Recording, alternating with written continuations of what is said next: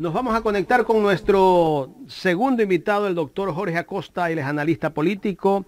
Con él vamos a analizar la coyuntura política que vive el país. Doctor Acosta, ¿cómo le va? Muchísimas gracias por acompañarnos a través de Ecuador en directo. Bienvenido.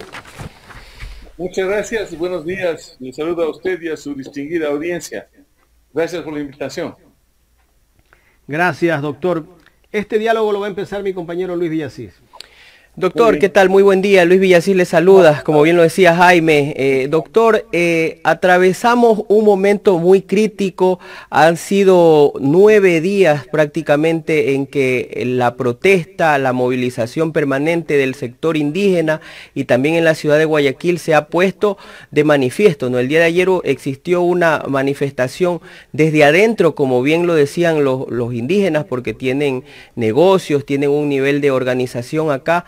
¿Cómo puede analizar usted desde su punto de vista lo que han significado estos 9 días de paralización en un contexto bastante general? Porque al final de la jornada los manifestantes han sido orillados por las políticas gubernamentales, pero no es menos cierto que estas movilizaciones y esta paralización nos está afectando a todos este rato.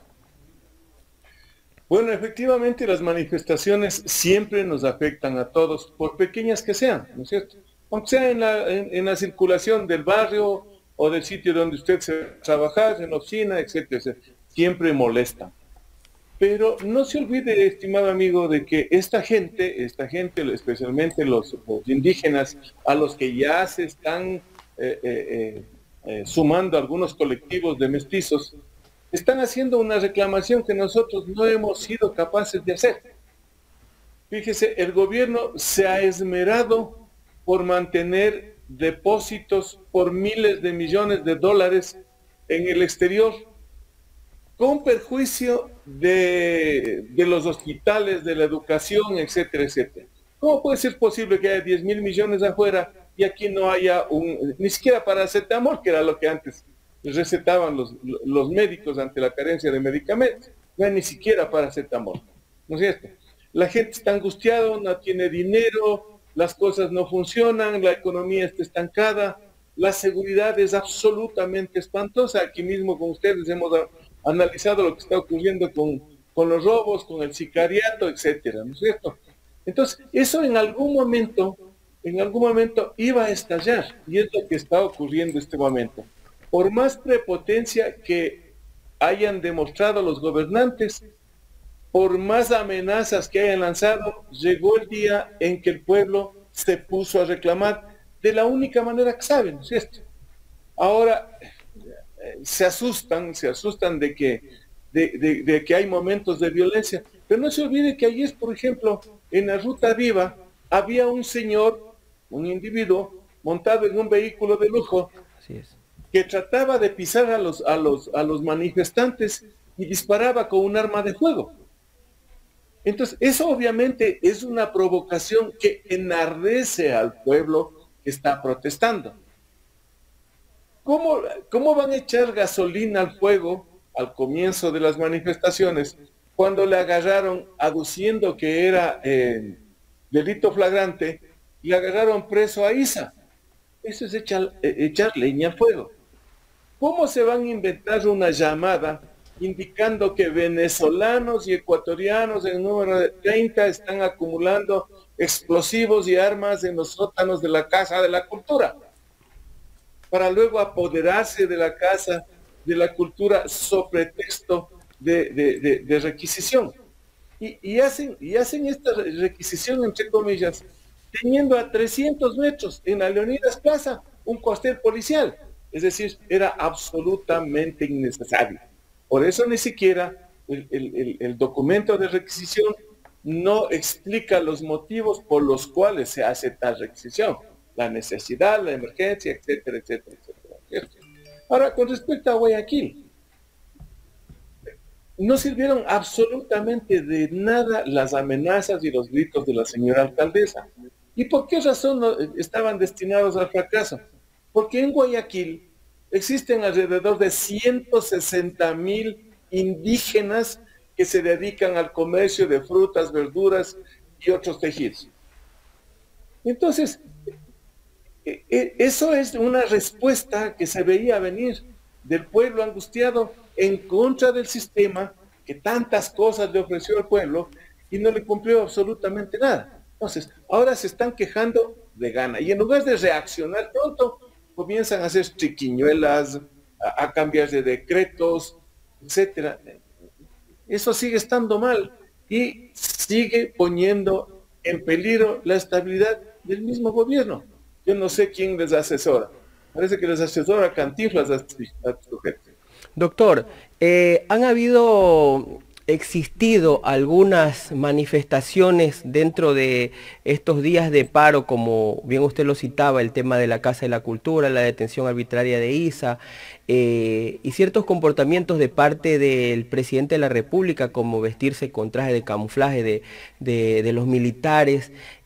Hay algunas voces que empiezan a decir que estamos en una dictadura light prácticamente, y más se lo digo sobre todo por este intento de censurar a los medios de comunicación, el trabajo que llevan a cabo los medios de comunicación digitales. ¿Coincide usted con esa posición de que se está configurando un escenario dictatorial? Por lo menos yo creería que hay una tentativa de hacer una especie de dicta blanda, ¿cierto? No dictadura porque el pueblo no les va a dejar llegar a eso. Esto de bloquear, por ejemplo, las redes sociales es un claro intento de impedir que medios de comunicación que se desenvuelven en redes, que son los más críticos, que son independientes, que son librepensadores, actúen en esta coyuntura y queden únicamente en el aire los medios de comunicación corporativos, ¿no es cierto? Los que defienden al status quo, los que defienden al sistema. Ese fue un muy grosero intento de amordazar a la verdadera prensa para que no difunda a los ciudadanos ecuatorianos lo que verdaderamente está ocurriendo en estos momentos. Doctor, ¿cómo operativizar? Porque el presidente de la República ha salido ya en un par de cadenas nacionales y a través de sus redes sociales se mantiene bastante activo sobre el tema del diálogo y que él ya ha cedido en algunos de los 10 puntos que el movimiento indígena está solicitando, pero desde su experiencia y desde su punto de vista, ¿cómo operativizar estas promesas para que efectivamente el ciudadano vaya al hospital y encuentre medicina? No se venda el Banco del Pacífico, no se privaticen sectores estratégicos, que las escuelas y colegios empiecen a tener mantenimiento de sus infraestructuras y que definitivamente los precios en los mercados, ya una vez sentado este diálogo, puedan normalizarse y seguir con un rumbo realmente de interés a lo que la ciudadanía está solicitando. Con respecto al tema de las medicinas, una cosa es ofrecer y otra cosa es hacer, ¿no es cierto? Ponerlo en práctica, hacerlo tangible. Lo mismo pasa con el tema de las escuelas. ¿Qué hacer? Traer un poco del dinero que está depositado en el exterior por más de 10.000 millones de dólares para hacer la compra de las medicinas. No importa que lo hagan en régimen de excepción, eso agiliza los trámites, pero proveería de las medicinas y de los insumos que está necesitando la gente. Es decir, plata sí hay, lo que no hay es voluntad de gastar en las cosas básicas que se necesitan aquí en el Ecuador. ¿Y por qué no lo hacen? Porque manteniendo un elevado depósito de esa naturaleza allá en el exterior, crece el valor de la deuda, de los papeles de la deuda, y se benefician los banqueros, y estos banqueros, y otros tenedores de los papeles de la deuda externa. Eso es lo que está sucediendo. Es decir, se está haciendo un negocio dentro de la administración gubernamental para beneficiar al sector que representa el señor Lazo. Eso es todo lo que está sucediendo, sin importar lo que ocurra con los ciudadanos. Ahora, por ejemplo, también se puede hacer, para reactivar en algo la economía, cuando usted aumenta, por decir algo, un bono.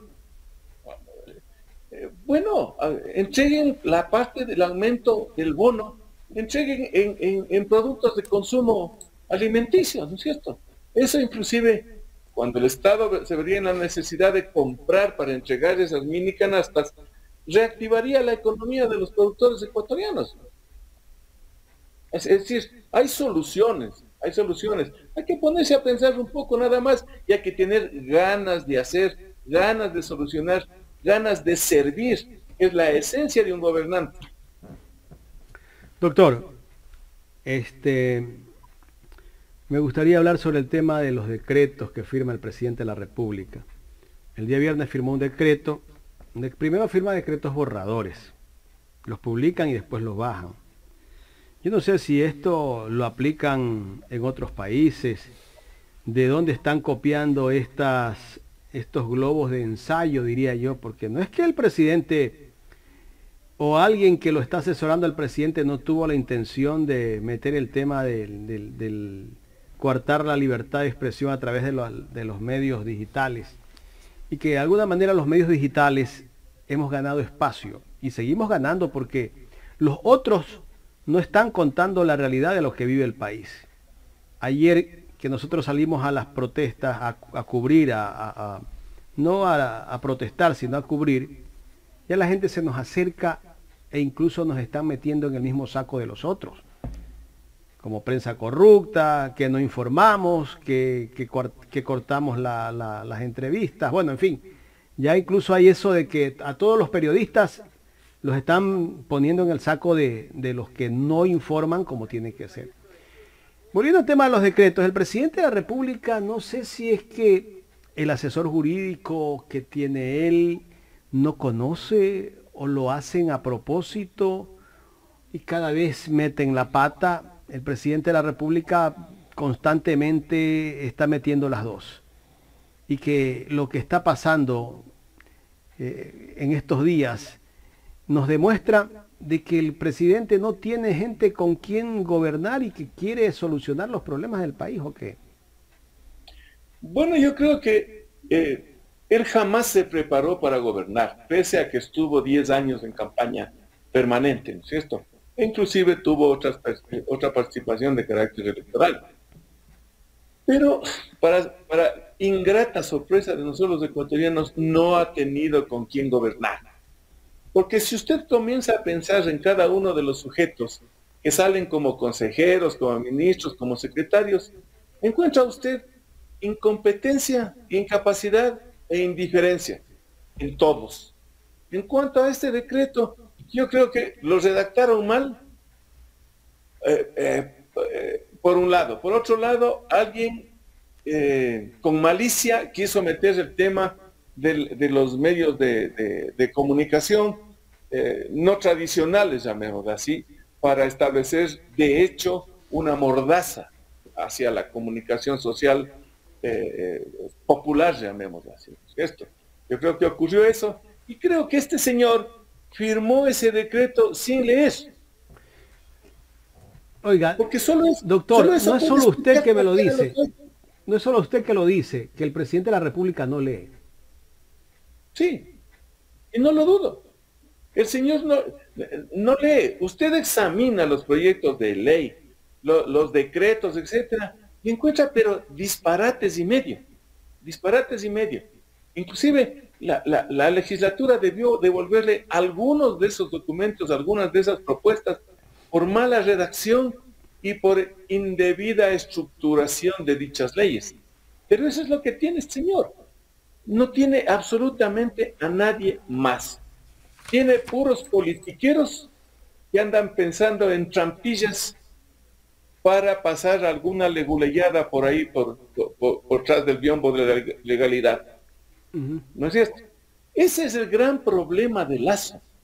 No tiene capacidad, no tiene equipo para gobernar y además de eso es indolente e indiferente con el dolor y las necesidades populares. Esa es la pura y neta verdad.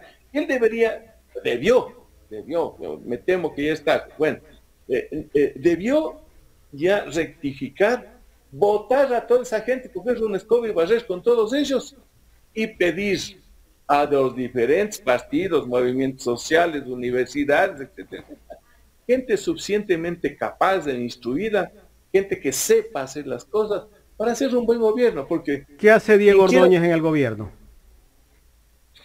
Es la pregunta que se hace todos los ecuatorianos. ¿Qué hace Diego Ordóñez en el gobierno? Y también hemos criticado al ministro del Interior, hemos criticado a los militares, hemos criticado al ministro de Finanzas, a todo el mundo, porque estos sujetos no dan pie con bola, ninguno. No hay uno de arrastrar, uno. Con lo que usted nos dice, el presidente de la República no toma decisiones, al parecer, solo. Quienes le dicen lo que tiene que dar haciendo es los que están alrededor de él y los que lo hacen meter la pata constantemente. Y también me parece ser como que el presidente escucha a muchos periodistas que defienden su política, defienden su postura y que a veces termina haciendo lo que le dice este sector del periodismo, y un periodismo yo creería que es un periodismo odiador, porque recordemos por qué se rompió el acuerdo que tenía el presidente Lasso con el Partido Social Cristiano, incluso hasta con la gente de UNES, que tal vez le hubiesen dado mayor estabilidad para gobernar. Bueno, claro, yo estoy absolutamente convencido que el problema de él es la falta de equipo. Y los que tiene no son equipo. Cada uno de ellos boga para sus intereses, boga para su lado.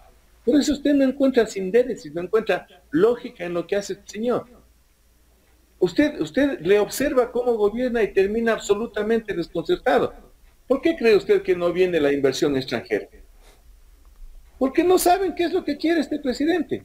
No saben si la proclamación de seguridad jurídica es de labios para afuera o no. Porque aquí dentro del Ecuador está sucediendo todo lo contrario.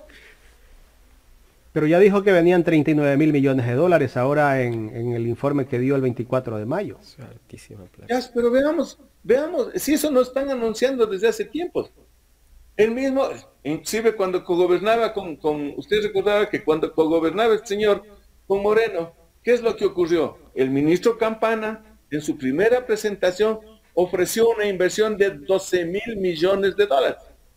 Ese es el canto de sirena, nada más. Tras de ese canto de sirena están los peñascos donde nos vamos a estrellar. Si seguimos con el mismo ritmo, es el peñasco donde nos vamos a estrellar todos los ecuatorianos. Es una pena, pero es la verdad. Doctor, ¿usted cree que el presidente de la República, ese diálogo que está convocando, es un diálogo sincero? Aunque ha dicho que ya incluso le ha respondido a la agenda de la CONAIE de los 10 puntos, ya él ha rectificado, ya subió el bono de desarrollo humano, no sé si se llama así todavía, pero ya lo subió de 50 a 55 dólares, que no entiende por qué todavía siguen paralizando el país, que hay otro interés. ¿Usted cree que ese diálogo que llama el presidente es sincero, luego de que ya se han reunido por 3 veces con Isa, y que después de que se reunió salió y después le dijo que era el Joker de la película de Batman? Vea, el diálogo con los indígenas viene desde octubre del 19. A todos los ecuatorianos nos consta, por lo menos... Pero ahí no estaba Lasso. Yo sé, pero cogobernaba. Desde ahí les engañaron con la intervención del contralor encargado que está ahora preso, con la intervención de este sujeto. Pablo Celi. Pablo Celi. Comenzaron los diálogos. Él fue mediador, ¿no? ¿Mande? Fue mediador, Celi. Así es. Uno de los protagonistas de la mediación. ¿En manos de quién estábamos, no? Imagínense. Después de eso vino inmediatamente la pandemia. Y nos olvidamos hasta este momento, a pretexto de la rehabilitación, de los ofrecimientos y de las concreciones de lo que se les ofreció a los indígenas y a todo el pueblo ecuatoriano mismo. Por el contrario, la gasolina ha seguido subiendo y todos somos testigos de a cómo está la gasolina. Se ha duplicado totalmente el precio, no solamente de la gasolina súper. Usted encuentra que el diésel, por ejemplo, que es lo que más se consume para transporte público y para pesca artesanal, está algo así como en $1.50, en $1.60. ¿no es cierto? Es decir, no ha cumplido absolutamente nada. Los diálogos no han servido para nada. ISA se reunió con el señor Lazo. Los medios de comunicación reseñaron el asunto. ¿Qué se les ha concretado? Absolutamente nada. Entonces, el tan cacareado diálogo, ahora que están presionados, que están con el pie en el cogote, yo creo que no es sincero. Yo creo que ese ofrecimiento busca desactivar la protesta social y nada más que eso. Porque si quisiera solucionar algo, repito, yo hubiera traído un poco de plata de lo que tiene afuera depositado para solucionar los problemas más emergentes del país, que es la salud, por ejemplo. Ellos con la cantaleta de la vacunación creen que ya todos los ecuatorianos estamos absolutamente felices. Con un criterio que le hace pensar a este pobre hombre de que con $500 o con $400 los ecuatorianos pueden vivir muy bien, pasearse, ahorrar. Aparentemente él cree que estamos en Dubái, ¿no? Bueno, eso nos quieren hacer entender que el país está viviendo la mejor época de la historia y que el país como que se fundó en el 2007, cuando entró Correa, porque antes del 2007 el país era una maravilla, un paraíso. Era una maravilla. Alicia, el país de las maravillas, le quedaba corto. Así es. Y resulta que el discurso ese que miras por el retrovisor todavía lo siguen aplicando, que la culpa no es mía, sino del otro, o la culpa es de la vaca. Es terrible lo que vive el Ecuador. Y el presidente de la República pues solo piensa como banquero. Él creo que tiene que dejar el cargo de ser banquero y dedicarse a gobernar, porque si pensamos como banquero, seguiremos exprimiendo al pueblo, o seguiremos haciendo harina al pueblo, porque el banquero solo piensa en que hay que seguir guardando dinero. Así es. A usted le presta el paraguas cuando hace sol y le quita cuando llueve. Esa es la mentalidad, es la estructura mental del banquero. Y eso es lo que nos está haciendo, ¿no? A todos, porque inclusive los que tenemos alguna experiencia, alguna estabilidad ya profesional desde hace tiempos, estamos sintiendo los estragos de la crisis económica. Estamos sintiendo todos. El presidente ha dicho que no va a privatizar dentro de esas 10 respuestas que le ha dado a la CONAIE, que no va a privatizar a ningún sector estratégico. Habla de sector estratégico, pero no pone en ese saco al Banco del Pacífico, o no sé si ya lo puso. No habla de eso. No dice, es que no lo dice. No se olvide que decir sector estratégico es una cosa, es un intangible, ¿cierto? Porque usted puede considerar sector estratégico cualquier cosa. A la salud, por ejemplo, es un sector estratégico. No es solamente la distribución y venta de gasolina, no es solamente la venta de petróleo, la exploración y explotación de petróleo. Es decir, lo que da gran plata. La educación también es estratégica. Doctor, me quiero saltar... Es lo que dice que no quiere privatizar. Claro. Me quiero saltar de coles a nabo. El laudo arbitral que le dieron a favor de la petrolera Gente Oil, que condena al país a pagar 11 millones de dólares luego de que han revisado todo un proceso, emiten este pronunciamiento viendo que no ha habido ningún perjuicio contra el Estado. Una vez que sale este laudo arbitral a favor de esta empresa y que el Estado, todos los ecuatorianos tenemos que pagarle 11 millones de dólares, el juicio del caso Singue, que es sobre este mismo caso, continúa.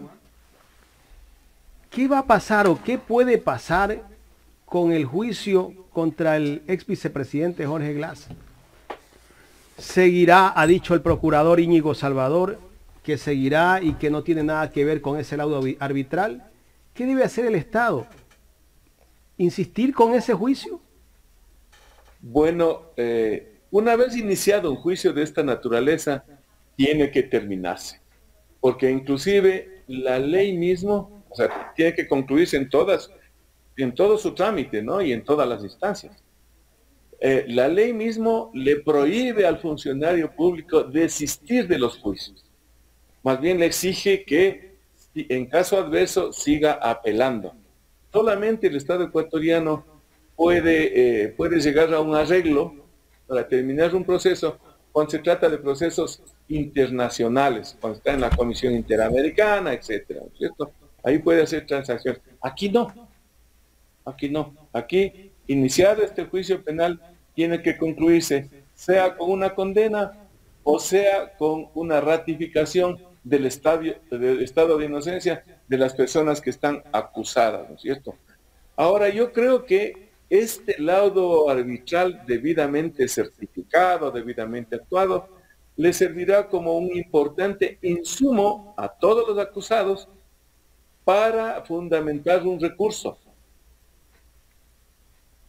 Mire, acá ha examinado un tribunal internacional con todas las pericias necesarias y no ha encontrado delito. Amparado en esto, yo solicito que se me declare inocente.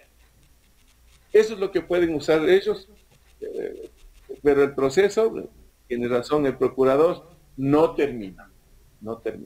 Por eso hay que introducir a ese elemento probatorio para que, repito, sustente un recurso.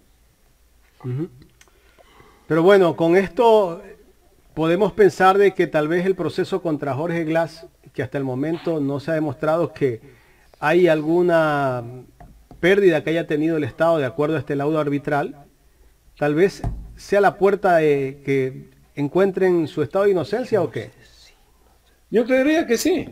Yo creería que ahí no existe ningún delito y peor aún la responsabilidad de alguna persona en ese supuesto e inexistente delito. Yo pienso que el gran pecado de Jorge Glass, el delito que cometió, es haber sido correísta, ¿no? Ese es el pecado que él tiene, por el cual está pagando, porque el cual le están haciendo pagar. Fíjese, lo mismo sucedió ya con el tema sobornos. Analistas internacionales, ¿qué es lo que han dicho? Que es una farsa, que es un sainete, que es una ilegalidad absoluta, que es una violación al debido proceso, al principio de legalidad, etcétera. Que como producto de todo eso, el Departamento Legal de la Interpol, ¿qué ha dicho? Esto no es delito de persecución judicial y no hace caso de las difusiones rojas, por ejemplo. No le coge preso a Correa. Claro, porque todo esto es armado de un modo grosero y grotesco. Doctor, en la misma línea de la justicia, me gustaría escuchar su criterio después de ese audio que se filtró, donde dos vocales del Consejo de la Judicatura conversan, incluso ahí está sobre el pedido de que se ayude a la presidenta Guadalupe Llori, y que es un pedido del presidente de la República. ¿Usted cree que después el presidente de la República o el gobierno salió a desmentir todo ese audio que existe de esa conversación y que al final pues vincula al gobierno y al Consejo de la Judicatura? ¿Usted cree que hay una metida de mano a la justicia por parte del gobierno nacional? ¿Y usted cree que un miembro del Consejo de la Judicatura tal vez se tome el nombre del presidente de la República para ir a pedir un favorcito a favor de Guadalupe Llori? No, yo no creo que se haya tomado el nombre. Creo que el Ejecutivo ha metido no el brazo a la justicia, sino todo el medio cuerpo ha metido a la justicia. Es un asunto tan grosero y tan grotesco que yo creería que por lo menos los dos vocales involucrados ya debieron haber renunciado.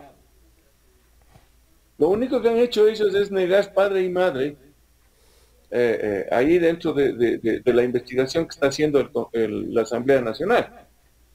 Inclusive dicen que es un montaje, etcétera, etcétera.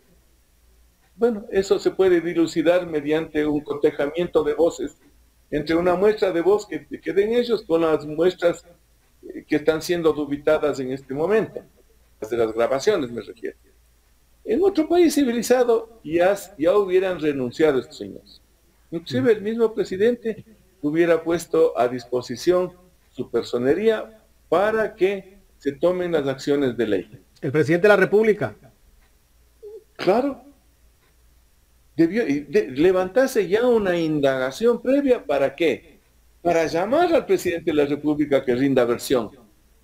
Que rindan versión estos dos señores del Consejo de la Judicatura. Que rinda versión a Guadalupe Llori. Eso le corresponde a la Fiscalía. Claro. ¿Y qué ha hecho la Fiscalía? Desconozco, no he sabido absolutamente nada que ha iniciado una acción. Creo que algunos activistas políticos han presentado una denuncia, pero no hemos sabido de que la Fiscalía haya ya dictado impulsos para tramitar esa causa. No lo hemos sabido. La Asamblea es la que se ha movido, ha convocado a estos dos ciudadanos.